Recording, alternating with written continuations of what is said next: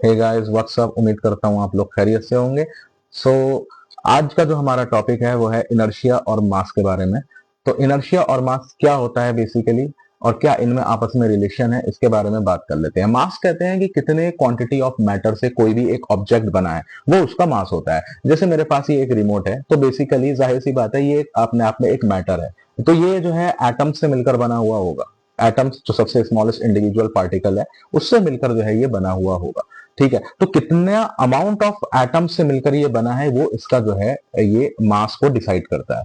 अब जितना ज्यादा किसी ऑब्जेक्ट का मास होगा उतना ही ज्यादा उसका इनर्शिया भी होगा।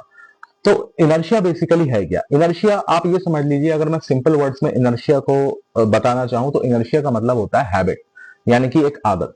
जैसे एक बहुत अच्छा एक इंसान है, ठीक है, तो एक अच्छा इंसान जो है, जो शुरुआत में लोग बहुत अच्छा है, लोगों की मदद भी करता है और लोगों से उसका रवैया अच्छा है, आगे चल के भी वो अच्छा ही रहता है।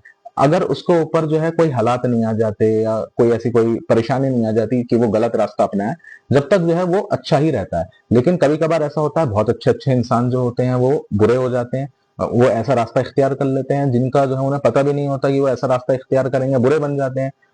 तो यही चीज हम अपनी रियल लाइफ में भी इस्तेमाल देखते हैं और यही चीज हम फिजिक्स में भी इस्तेमाल कर सकते हैं। इनर्शिया बेसिकली कहते हैं कोई भी एक बॉडी है तो वो बॉडी अपनी हालत जो है वो चेंज नहीं करेगी, यही चीज इनर्शिया है। जैसे एक ये बॉडी है मेरे पास, अगर मैं जब तक इस बॉडी को मैं फोर्स नहीं लगाऊंगा ये बॉडी अपने आप आगे नहीं बढ़ेगी, ये रेस्ट पर ही रहेगी, अपनी पोजीशन पर ही रहेगी।